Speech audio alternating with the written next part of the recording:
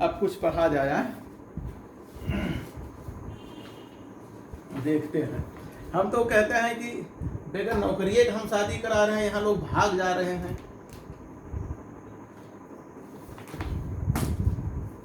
हाँ, मनीष तो भाग गए। मनीष को हम जान गए जितने दमदार हैं। मनीष का हम कितने कलेजे वाले हैं समझ गए। ऐसे जब भाग जाएंगे तो हम कहाँ शादी कराने में सफल होंगे। लोग कहते हैं कि आप को शादी कराने में सफल नहीं होते। चलिए देखते हैं डेजिग्नेशन ऑफ बैंक। हम लोग जहां तक पहुंच कर लिए थे उसके आगे डेजिग्नेशन ऑफ बैंक।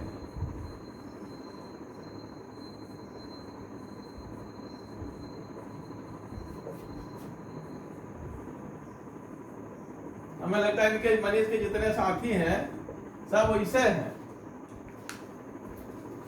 देखा जाए, एक तो तरुण है, ये सब है, जितने लोग हैं, समर बहादुर हैं, सब वैसे हैं। अभी जब शादी के नंबर आएगा सब भाग जाएंगे। अच्छा, देखा जाए, ठीक है, आएगा समय बताते हैं। पाई बॉन्डिंग से पाई एंटी बॉन्डिंग ट्रांजिशन के कारण जो हमें बैंड मिलता है उसको हम किसी कॉन्जुगेटेड सिस्टम में उसको के बैंड के नाम से जानते हैं, और उसकी इंटेंसिटी या एक्सटिंक्शन कोफिशिएंट 10,000 से ज्यादा होता है। तो के बैंड अलग अलग, जैसे के बैंड, बी बैंड, इस तरह के ई बैंड नाम जगह जगह हमें मिलते हैं। बैंड टाइप, बैंड के प्रकार, तो हम नहीं समझ पाते कि के बैंड क्या, कौन सा बैंड है। जब जैक्सन बैंड हमें मिलता है, कोई कहीं लिखा है के बैंड, बी बैंड, ई बैंड, तो फिर आप पूछते हैं सर ये के बैंड क्या होता है। तो इसके विषय में देखिए, किसी कॉन्जुगेटेड सिस्टम से, जैसे ब्यूटाडाइन है या पॉलीइन है, कोई कॉन्जुगेटेड सिस्टम है, उससे जो बैंड हमें मिलता है उसको हम के बैंड के नाम से जानते हैं, किसी कॉन्जुगेटेड सिस्टम से। और ये बैंड पाई से पाई एंटी बॉन्डिंग ट्रांजिशन के कारण मिलता है। बैंड ड्यू टू हाँ कल गड़बड़ा गया था।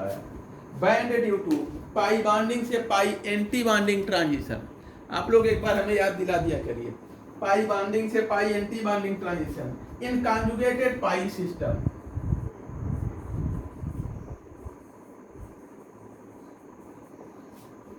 नहीं, लगभग है, बीच में थोड़ा बहुत गड़बड़ा है। इन कॉन्जुगेटेड तो 3 टुकड़े में हो गया है। आधा घंटा का, 1-2 मिनट का है, बीच में कट है, लेकिन ठीक है, काम हो जाएगा। The band due to pi anti bonding transition in conjugated pi system, जिसमें एक्सटेंशन कोफिशिएंट जो है ये 10,000 से ज्यादा होता है, is referred as K band.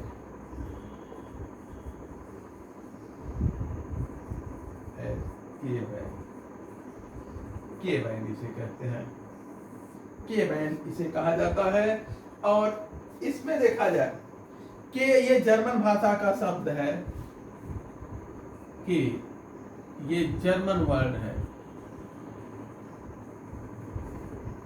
German word है, और इसे जो है कॉन्जुगेरियन कहा जाता है। जर्मन भाषा में कॉन्जुगेट को कॉन्जुगेरियन,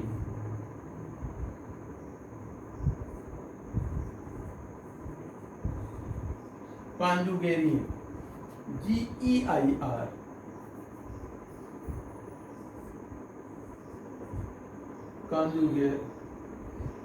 कॉन्जुगर्टे, GIERT,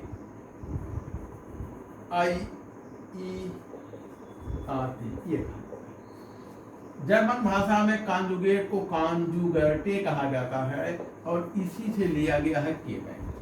अगला जो है देखते हैं आर बैंड।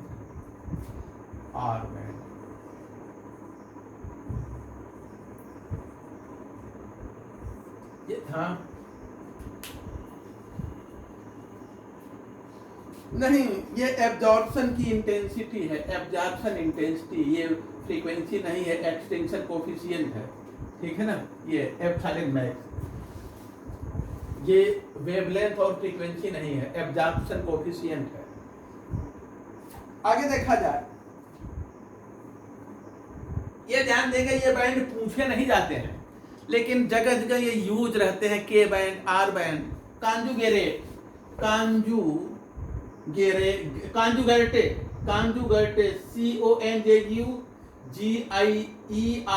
कांजुगेटे जर्मन भाषा का शब्द है, इसका मतलब कांजुगेटेड होता है।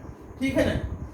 तो ये ना अक्सर यूज होता है टर्म, तो आपको बस इसको जानना है कि के बैंड किसे कहते हैं, आर बैंड किसे कहते हैं, बी बैंड किसे कहते हैं। बाकी ये पूछे नहीं जाने हैं, इससे प्रश्न नहीं बनने हैं, बैंड के नाम आपको जानते रहना है। तो अगला देखा जाए R band. Band due to non bonding pi anti bonding transition, band due to non bonding से pi anti bonding transition. Epsilon max इसमें क्या होता है, ये जो है मोर देन लेस देन 100 होता है, और इसे आर बैंड कहते हैं, are call.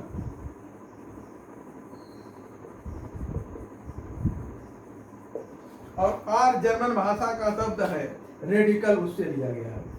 Are German radical, German भाषा का शब्द है रेडिकल, उसी से आर लिया गया है। ठीक है ना? ये जो हमें के बैंड मिलता है, पाई बॉन्डिंग से pi anti bonding transition conjugated system है। ठीक है? और आर बैंड जो मिलता है नॉन बॉन्डिंग से पाई एंटी बॉन्डिंग कॉन्जुगेशन से हमें मिलता है। अगला जो है देखा जाए बी बैंड या बेंजीनॉइड बैंड। बी बैंड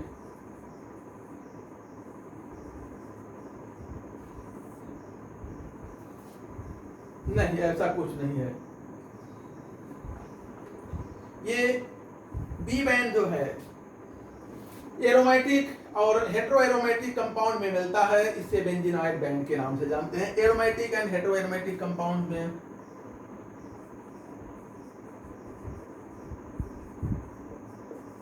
कई पीक इसमें होते हैं, छोटे पीक।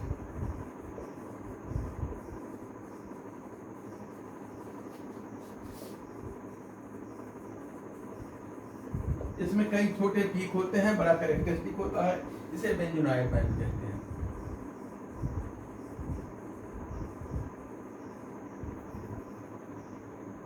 यानी कि बी बैंड। आगे जो है ई बैंड।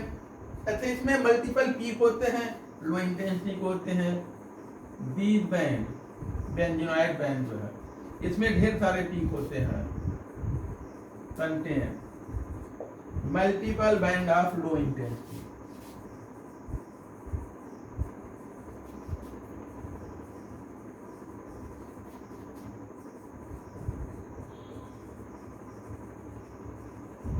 लो इंटेंसिटी के मल्टीपल बैंड। अगला देखा जाए ई बैंड, ये एथिलीनिक बैंड कहलाता है,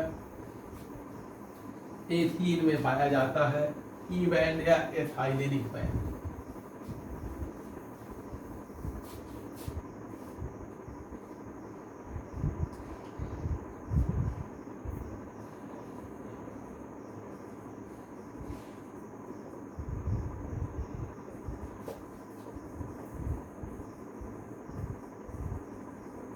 ये बेंजीनॉइड बैंड, बेंजीन बैंड जैसा ये जो है के बैंड जैसा होता है, लेकिन यहाँ कॉन्जुगेशन नहीं होता। अब आते हैं एक्सटिंक्शन कोफिशिएंट। देखिए यहाँ मैंने यूज किया है, इसकी वैल्यू इतना इतना होना चाहिए। देखिए ये होता क्या है, एक्सटिंक्शन कोफिशिएंट। और एक्सटिंक्शन कोफिशिएंट के आधार पर हम अलाउड और फॉरबिडन ट्रांजिशन डिसाइड करते हैं, कब अलाउड है, कौन फॉरबिडन है। एक्सटिंक्शन कोफिशिएंट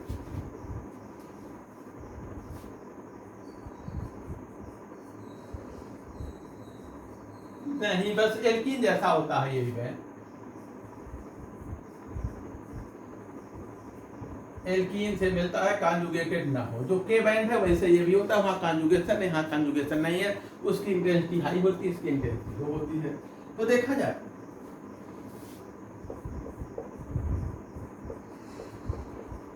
एप्सिलॉन में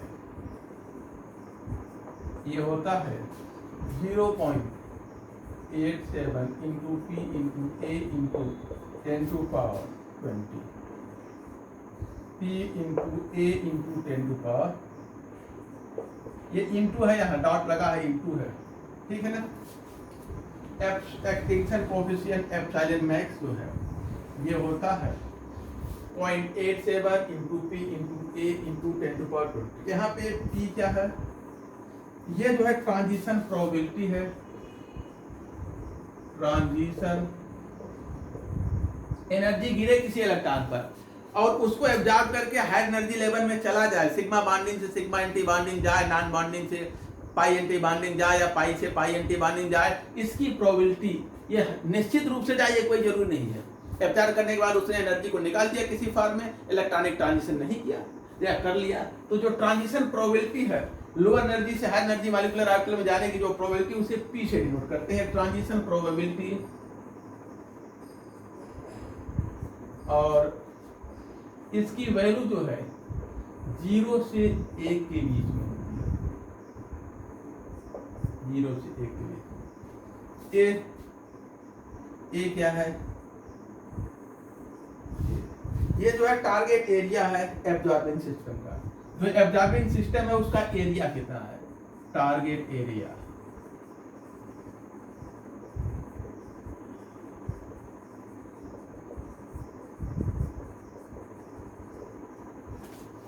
देखा जाए अगर एप्सिलॉन मैक्सिमम की वैल्यू ये 10 टू पावर 4 या अधिक हो, 10 टू पावर 4 या मोर, 10 टू पावर 4 या मोर अधिक, तो अलाउड ट्रांजिशन होता है, अलाउड ट्रांजिशन।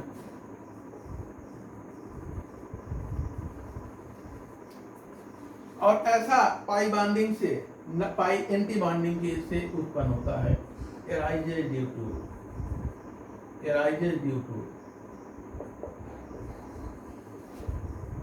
पाई बॉन्डिंग से पाई एंटी बॉन्डिंग ट्रांजिशन, ठीक ना। अगर जो है एप्सिलॉन मैक्स की वैल्यू ये लेस देन 10 टू पावर 4 हो,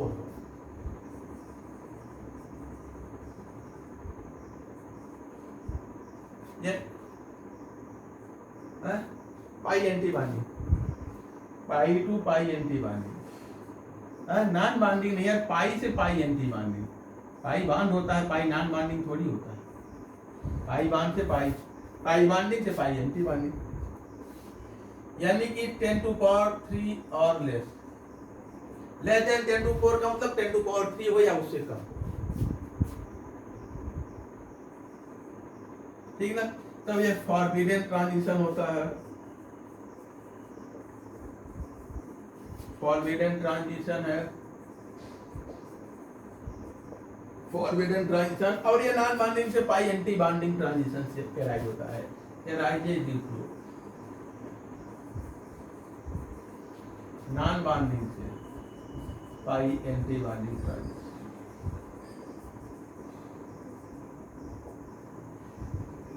ठीक ना।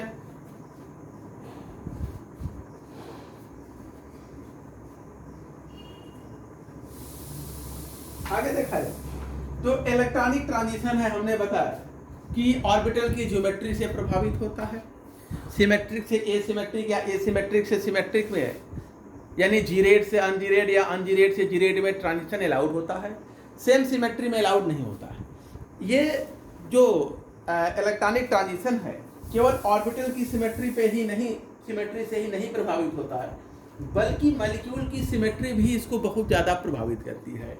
जो सिमेट्रिक मॉलिक्यूल होते हैं जैसे बेंजीन है, उसमें इलेक्ट्रॉनिक ट्रांजिशन जो है काफ़ी ज़्यादा रेस्ट्रिक्टेड होता है। मिटा देना। तो देखिए अगला point,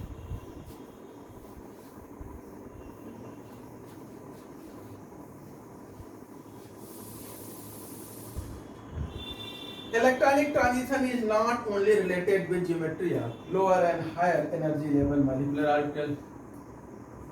Electronic transition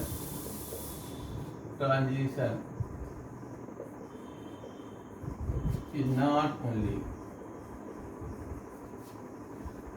related with geometry of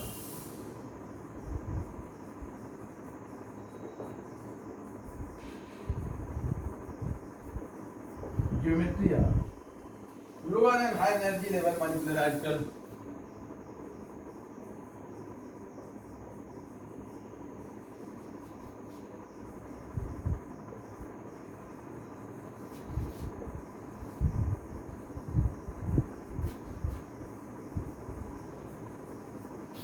molecular orbital, but also with the symmetry of molecule as a whole. But also with the symmetry of molecule as a whole.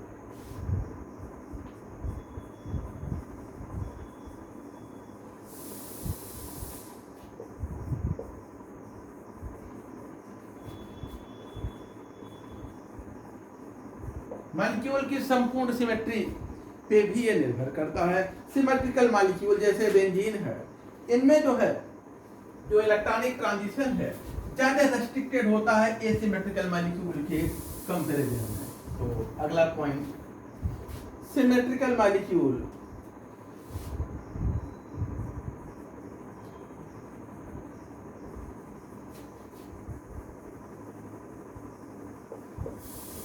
For example benzene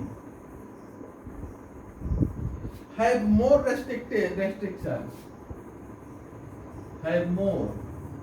restriction on the air.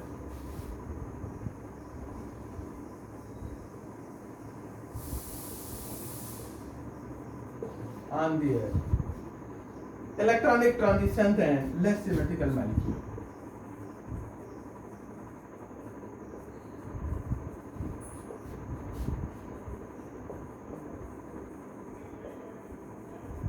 Less symmetrical molecule.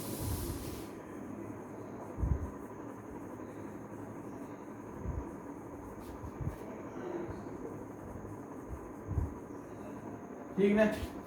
तो orbital की symmetry के साथ साथ ये molecule की symmetry पे भी electronic transition काफी ज्यादा निर्भर करता है।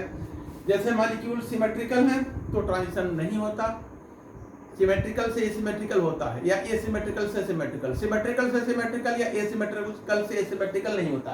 उसी प्रकार से अगर मॉलिक्यूल सिमेट्रिकल है पूर्णतया तो भी ट्रांजिशन काफी रेस्ट्रिक्टेड होता है। आगे देखा जाए एप्सिलॉन मैक्स हम कैसे कैलकुलेट करते हैं। ये होता है एब्जॉर्बेंस, एक फार्मूला भी हमने देखा,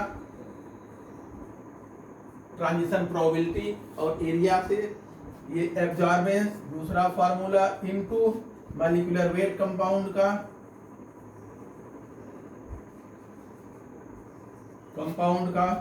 एम से नोट कर ले, into 100 divided by weight of compound in 100 ml, weight milligram में, milligram of compound in 100 ml solution into path length in centimeter,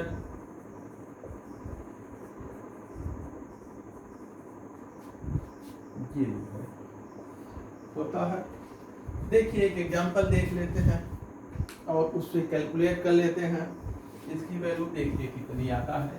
suppose कर ले हमारे पास कोई कंपाउंड है,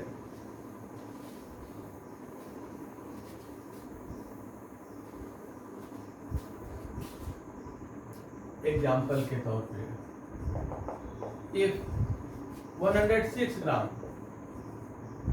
of compound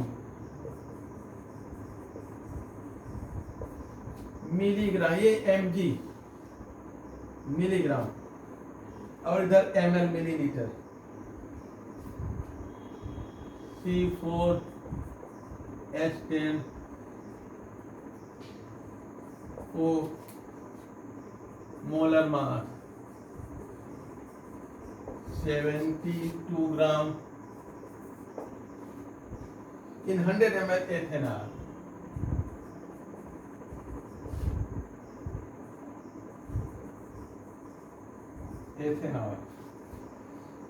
is placed in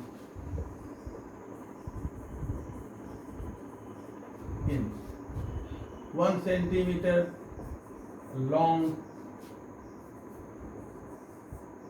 cell, जिसमें रखा था जिस सेल में उसे क्यूबेट कहते हैं, क्यूबेट CUBETT cell, has lambda max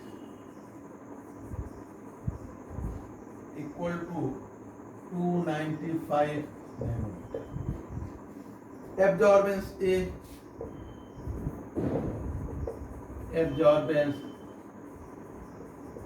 A equal to है 0.28। देन एप्सिलॉन मैक्स क्या होगा,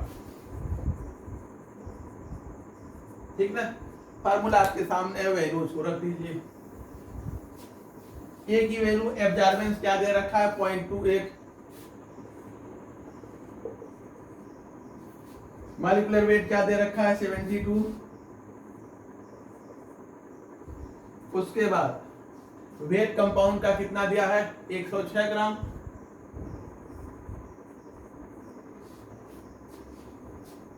उसके बाद जो है ये path length in centimetre, 1 centimetre लंबा है ये, तो ये कितना 1, सारी चीजें रखी हैं, दी हैं, रख दीजिए।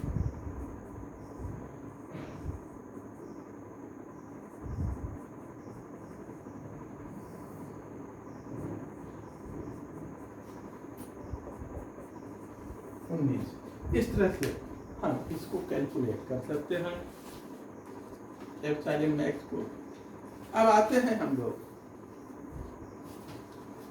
अगला टॉपिक जो शुरू करेंगे वो है क्रोमोफोर। इससे भी सवाल पूछे गए हैं, पूछे जाते हैं क्रोमोफोर, ये भी इम्पोर्टेंट है।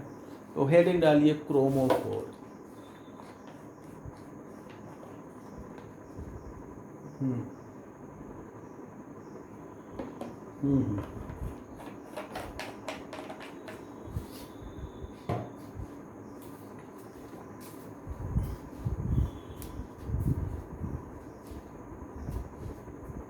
कहाँ पाथ लेंथ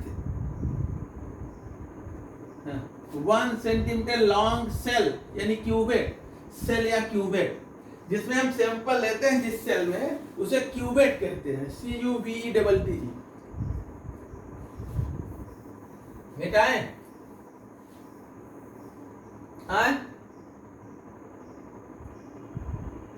हाँ, वेट मिलीग्राम में है और ml में ये है। अगर इसको लीटर में लेंगे तो ये ग्राम में हो जाएगा, ठीक है ना। वेट जो है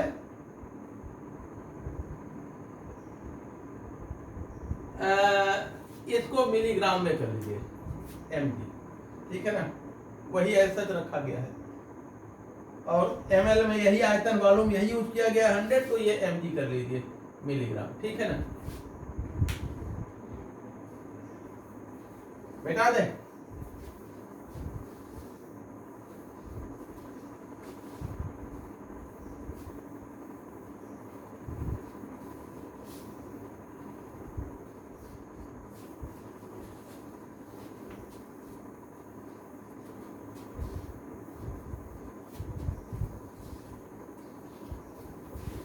अब देखते हैं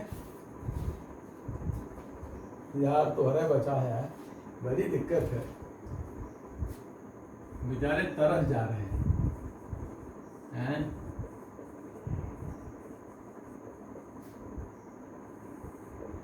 क्रोमोफोर देखा जाए, क्रोमोफोर क्या होते हैं? ये ऐसे ग्रुप हैं जो किसी कंपाउंड को कलर प्रदान करते हैं, जिस कंपाउंड पे ये समूह, जो ऐसे समूह जो किसी कंपाउंड को जुड़ते हैं तो उस कंपाउंड को रंगीन कर देते हैं, कलर प्रदान कर देते हैं, उसे हम क्रोमोफोर कलर प्रोवाइडिंग, इसका मतलब कलर प्रदान करने वाला, कलर प्रोवाइडिंग, रंग प्रदान करने वाला, कलर प्रोवाइडिंग। क्रोमोफोर का मतलब कलर प्रोवाइडिंग, ठीक है ना। एक तो क्वेश्चन थे यार बीच में हम भूल गए, जो ये था, ये सबसे ज्यादा स्टेबल होगा ये एनाइन, ठीक है ना।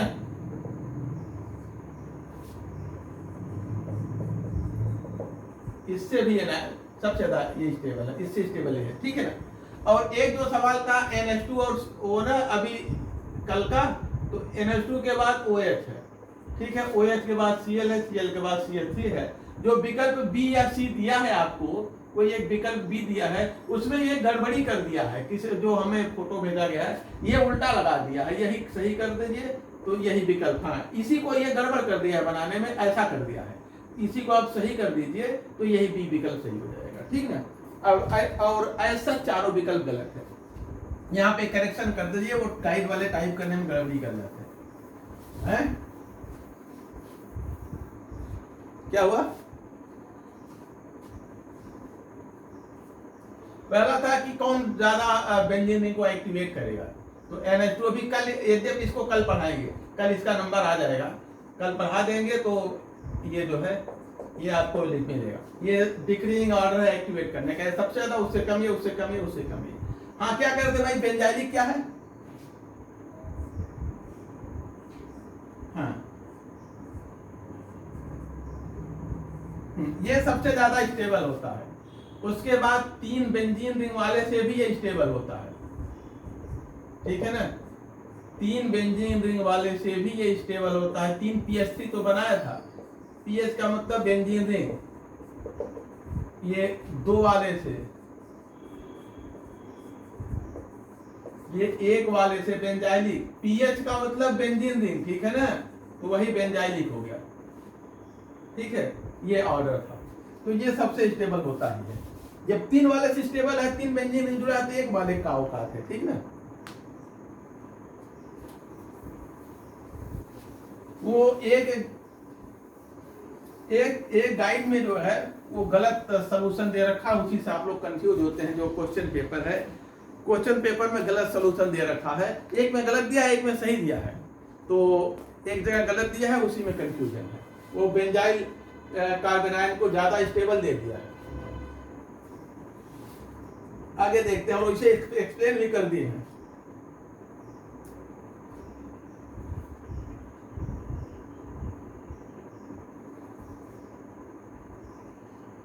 अच्छा हमने हाँ हाँ हाँ जो हमने लिखाया होगा वो यही लिखाया होगा, जो लिखाया होगा यही लिखा होगा। हाँ क्रोमोफोर देखा जाए, ये ऐसे ग्रुप होते हैं जो कलर इंपार्ट करते हैं, रंग प्रदान करते हैं किसी कंपाउंड को। These are the group which impart colour to the compound. दीज आर द ग्रुप which impart color to the compound। Compound को रंग प्रदान करते हैं। एग्जाम्पल के तौर पर हम देखें, नाइट्रो ग्रुप है, ये जो है येलो रंग प्रदान करता है, येलो कलर। इसी तरह से जो एजो ग्रुप है, एजो ग्रुप, ये जो डाइज हैं उनको रंग प्रदान करता है, provide colour to azo dies.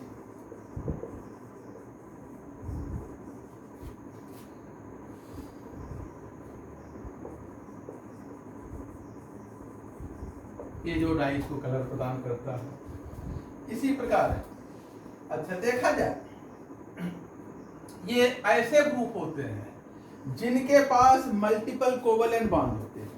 Chromophore ऐसे ग्रुप होते हैं जिनके पास मल्टीपल कोवेलेंट बॉन्ड होते हैं। तो they have multiple covalent bond in the group, they have multiple covalent bond in the group.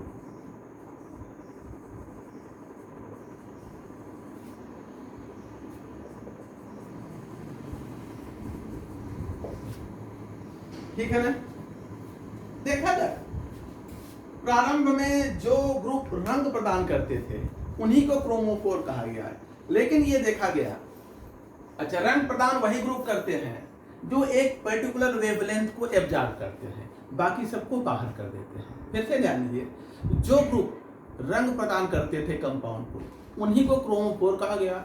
और रंग प्रदान करने वाले कंपाउंड ग्रुप कौन से होते हैं? जो एक पर्टिकुलर वेवलेंथ को ही एब्जॉर्ब करते हैं, वही जो है कंपाउंड को रंग प्रदान करते हैं।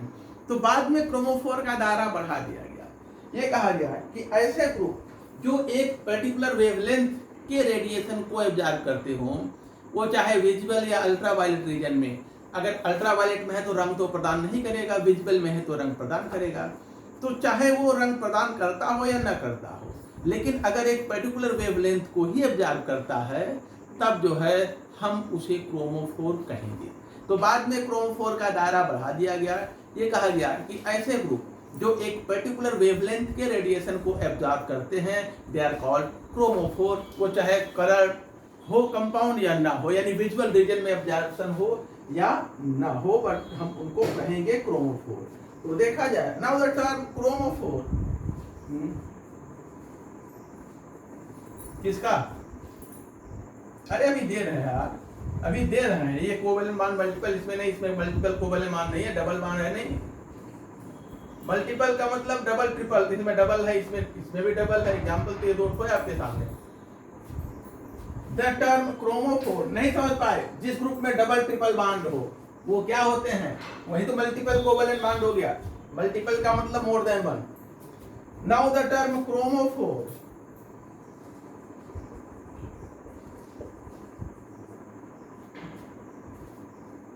is used in broader sense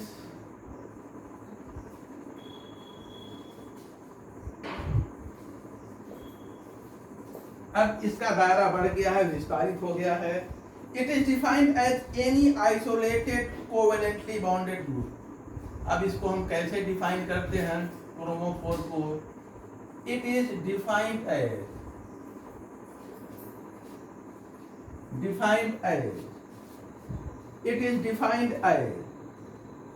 any isolated covalently bonded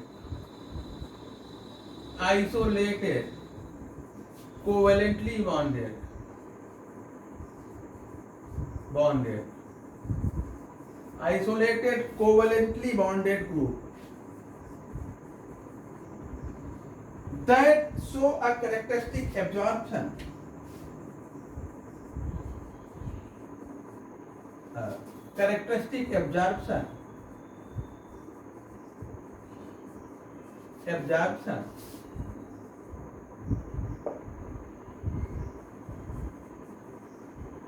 absorption in ultraviolet या visible region।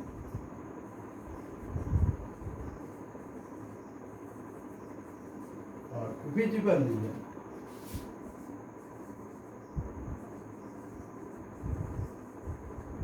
देखा जाए। हाँ, क्या पूछ रहे थे भाई, बोलिए। They have multiple covalent bond in the group, ठीक है ना। जो क्रोमोफोर होते हैं उसमें एक यानी मल्टीपल बॉन्ड वाले ग्रुप होते हैं। मल्टीपल बॉन्ड होते हैं, मल्टीपल का मतलब डबल ट्रिपल बॉन्ड, ये एग्जांपल मैंने लिखा है। अब जो टर्म क्रोमोफोर है,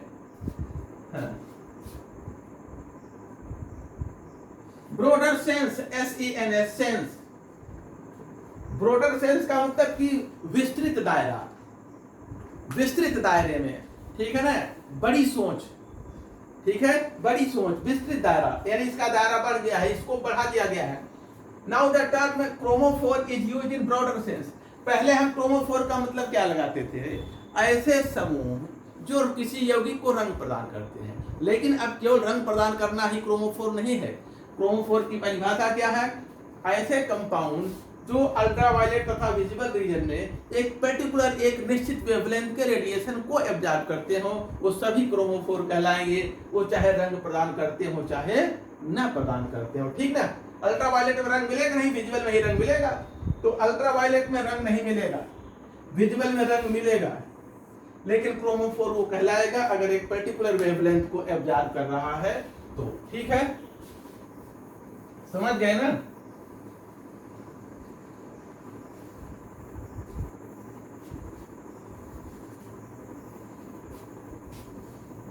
देखा जाए, अब अमित को एग्जाम्पल की आवश्यकता थी, तो अमित एग्जाम्पल नोट कर ले। या एक दो पॉइंट और नोट कर लीजिए। तब हमने बताया कि जो अल्ट्रावायलेट रीजन में एब्जॉर्ब करेंगे वो कलर नहीं प्रदान करेंगे, लेकिन फिर भी जो है हम उसे क्रोमोफोर कहते हैं। एग्जाम्पल के तौर पर कार्बोक्सिल ग्रुप देखिए, इसमें डबल बॉन्ड है ना, मल्टीपल बॉन्ड है, तो ये क्रोमोफोर है। इसको देखा जाए, ये क्रोमोफोर है, लेकिन ये कंपाउंड को रंग नहीं प्रदान करता। क्यों? क्योंकि एक पर्टिकुलर एक कैरेक्टरिस्टिक वेवलेंथ का एब्जॉर्प्शन ये करता है इलेक्ट्रॉनिक ट्रांजिशन में, लेकिन जो एब्जॉर्प्शन है वो अल्ट्रावायलेट रीजन में है, इसलिए कलर तो नहीं प्रदान करता यौगिक को, लेकिन हम इसे क्रोमोफोर कहते हैं। Is an important chromophore,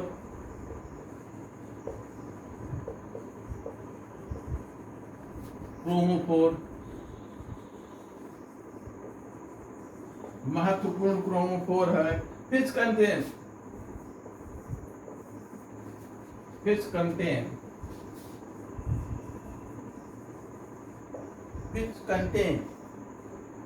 pi electron,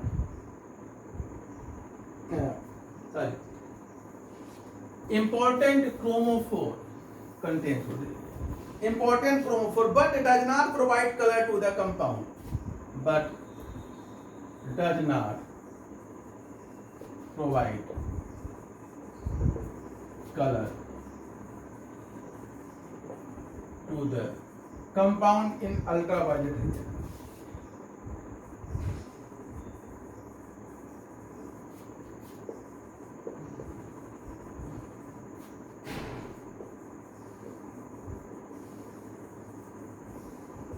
ultraviolet region में यह कंपाउंड को रंग प्रदान नहीं करता, ठीक ना। यह जो है इंपॉर्टेंट क्रोमोफोर है, ये आइसोलेटेड यानी कि ये फंक्शनल ग्रुप है जिसमें मल्टीपल बॉन्ड है। ये एक पर्टिकुलर वेवलेंथ को एब्जॉर्ब करता है, लेकिन कंपाउंड को रंगीन नहीं बनाता। फिर भी हम इसे क्रोमोफोर कहेंगे, क्योंकि यह कैरेक्टरिस्टिक वेवलेंथ को ही एब्जॉर्ब करता है। आगे देखा जाए,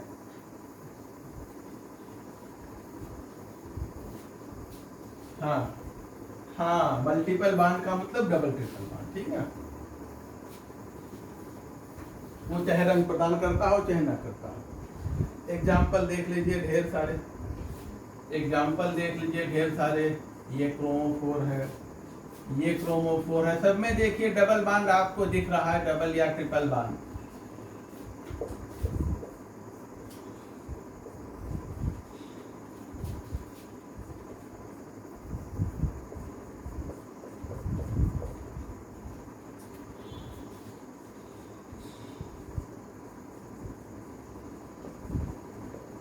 ठीक है,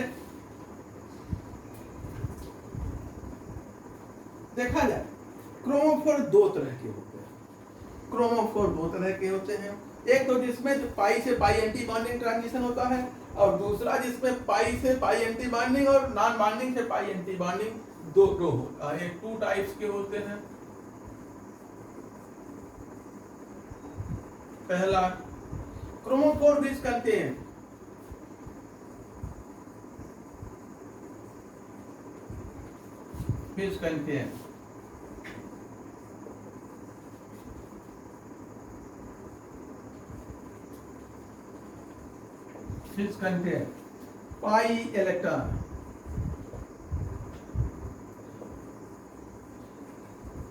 pi electron, इसमें जो है पाई से पाई एंटी बॉन्डिंग ट्रांजिशन होता है। एग्जाम्पल एथाइलीन है, एसेटिलीन है, एथाइलीन है,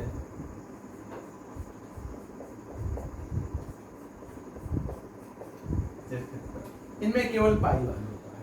दूसरा क्रोमोफोर जिसमें बोथ पाई और नॉन बॉन्डिंग इलेक्ट्रॉन होते हैं।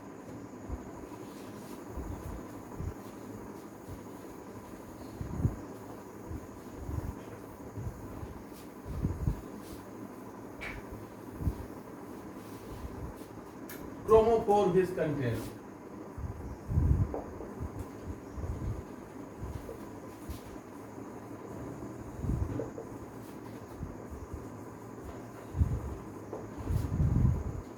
both pi electron and non-bonding electron.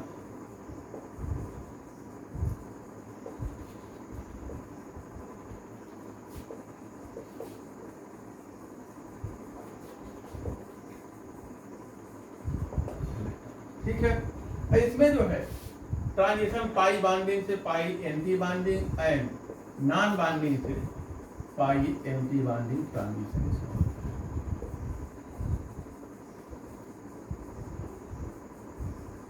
ठीक है। और ये जो नीचे हमने जितने एग्जांपल लिखे हैं सब इसी कैटेगरी के हैं। इसमें पाई बॉन्ड और लोन पेयर दोनों। नोट करिए, pi anti bonding, pi star, pi bonding से पाई एंटी बॉन्डिंग और नॉन बॉन्डिंग से पाई एंटी बॉन्डिंग। बोलिए,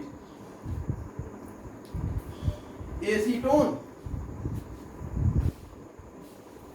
एसीटोन में क्या क्या है? पाई बॉन्ड है, लोन पेयर है, तो दोनों ट्रांजिशन शो करेगा। सिग्मा बॉन्ड वाले ट्रांजिशन सामान्यतः बहुत लो यानी कि 150-200 मिली माइक्रोन के होते हैं, तो वो ट्रांजिशन सामान्यतः रेयर होते हैं जो कम एनर्जी वाले हैं। यानी कि एसीटोन में ना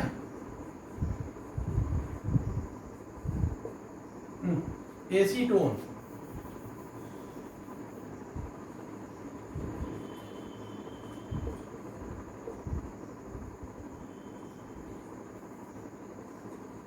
एसीटोन ये है ना, यहाँ पर देखिए ये लोन पेयर है, तो ये लोन पेयर पाई एंटी बॉन्डिंग में जाएंगे। यहाँ पाई एंटी बॉन्डिंग बना ले, ये पाई है, ये लोन पेयर है नॉन बॉन्डिंग, तो ये भी होगा ये भी होगा दोनों।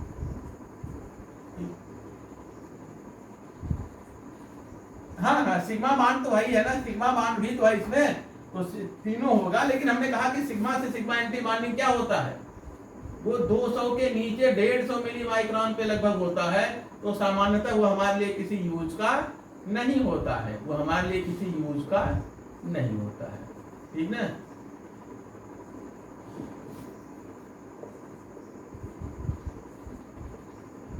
ठीक है, ठीक है, क्वेश्चन पूछा गया, तीनों होगा इसमें।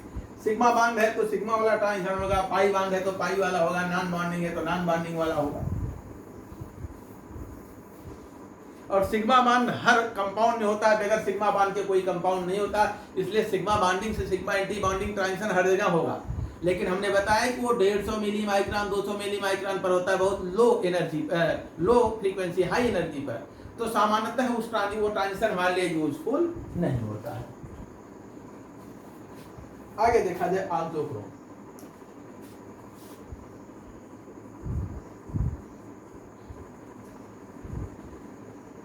ऑक्सोक्रोम क्या होते हैं?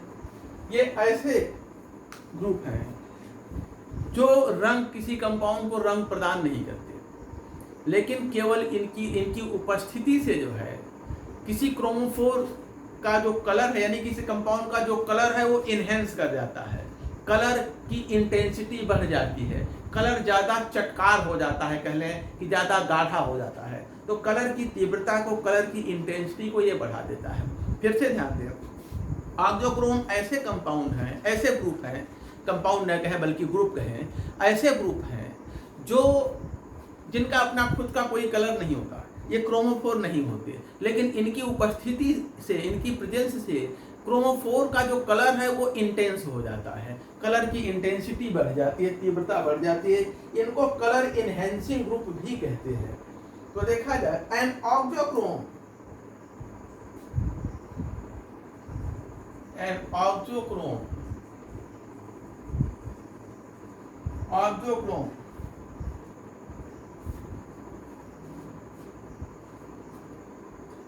does not itself act as a chromophore, does not itself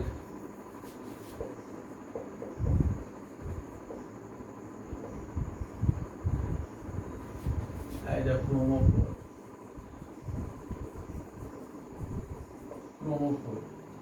but whose presence brings about presence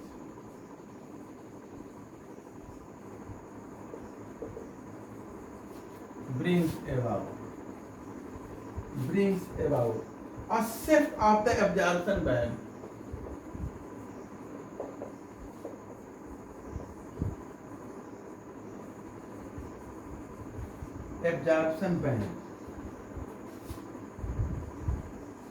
absorption band toward the red end of the spectrum.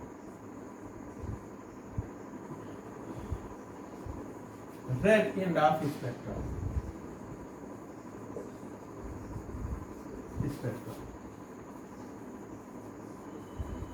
Spectrum यानी कि लॉन्गर वेवलेंथ।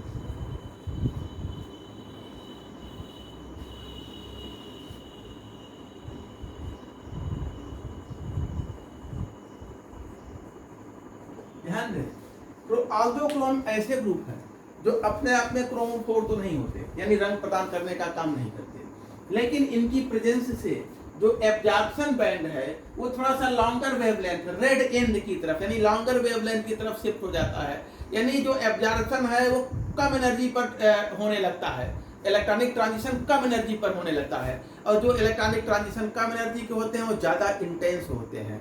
ठीक है, और जब ज़्यादा इंटेंस होंगे तो कलर की इंटेंसिटी बढ़ जाएगी, कलर की तीव्रता बढ़ जाएगी। ठीक है, तो ये जो है ऐसे कंपाउंड हैं जो खुद में क्रोमोफोर नहीं होते, लेकिन किसी क्रोमोफोर के एब्जॉर्प्शन बैंड को लॉन्गर वेवलेंथ की तरफ शिफ्ट कर देते हैं। आगे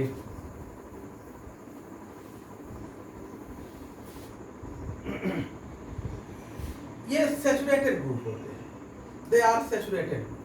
क्रोमोफोर कैसे थे? अनसैचुरेटेड। ये कैसे होते हैं सैचुरेटेड?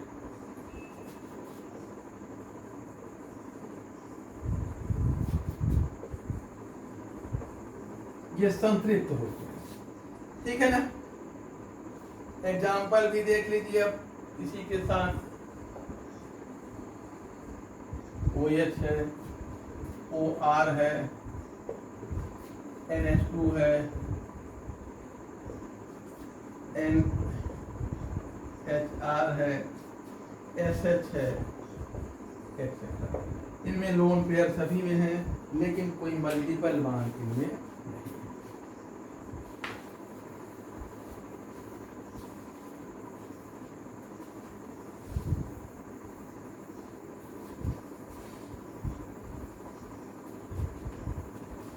देखा जाए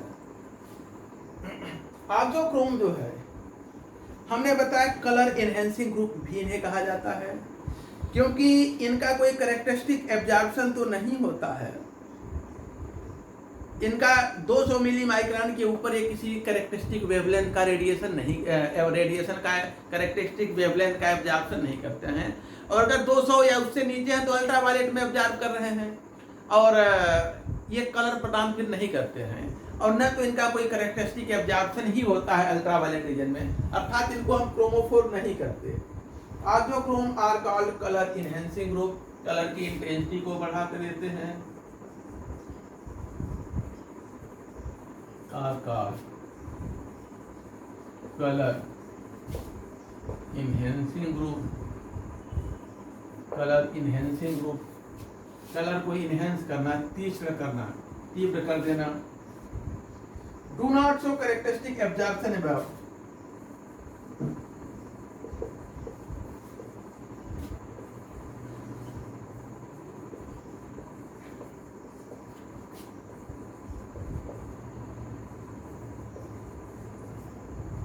चलो 200 मिली माइक्रोन, 200 मिली माइक्रोन के ऊपर कोई कैरेक्टरिस्टिक एब्जॉर्प्शन नहीं करते हैं। ठीक है, एग्जाम्पल बता ही दिया। क्रोमोफोर कैसे एब्जॉर्प्शन की वेवलेंथ को बढ़ा करते हैं या कलर को इंटेंस करते हैं? ये जब किसी क्रोमोफोर ऑक्सोक्रोम जो है कैसे एब्जॉर्प्शन की वेवलेंथ को बढ़ा कर देते हैं या कलर इंटेंसिटी बढ़ाते हैं? ऑक्सोक्रोम जब किसी क्रोमोफोर पर जुड़ते हैं तो ऑक्सोक्रोम क्रोमोफोर से जुड़ करके कॉन्जुगेशन बढ़ा करके अगला दूसरा क्रोमोफोर बना देते हैं, कॉन्जुगेशन को बढ़ा देते हैं, यानी कि एक क्रोमोफोर किसी ऑक्सोक्रोम पर जुड़ करके दूसरा क्रोमोफोर बना देता है। तो देखा जाए the effect of auxochrome is due to auxochrome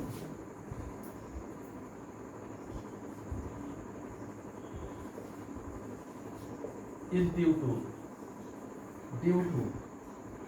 its ability to extend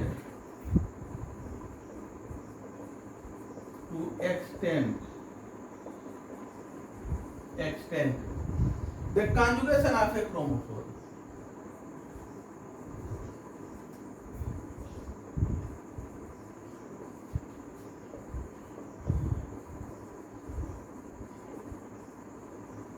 chromophore की जो है को ये एक्सटेंड कर देते हैं, क्रोमोफोर जो कॉन्जुगेशन है उसको बढ़ा देते हैं।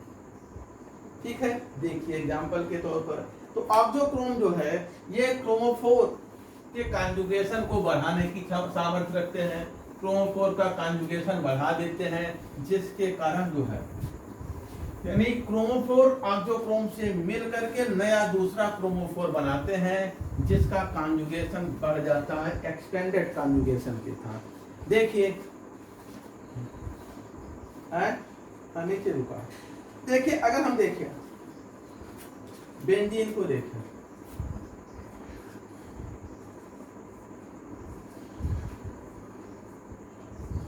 इसमें देखिए ये इसका लैम्डा मैक्स जो है 255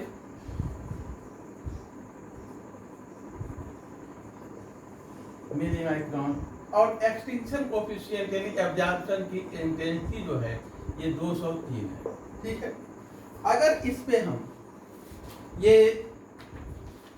पे हम एमिनो ग्रुप जोड़ दें, ये क्या है क्रोमोफोर है, भले ही कलर नहीं प्रदान करता, कॉन्जुगेटेड सिस्टम है, मल्टीपल बॉन्ड है, क्रोमोफोर है, ठीक ना। अगर इसमें हम एक एमिनो ग्रुप जोड़ दें, लोन पेयर है, अब जो बेंजीन रिंग का कॉन्जुगेशन है ये यहां तक बढ़ गया, ये भी इस पे अटैक करके कॉन्जुगेशन इसके साथ करेगा ना, यानी कॉन्जुगेशन रिंग का अब यहां तक बढ़ गया।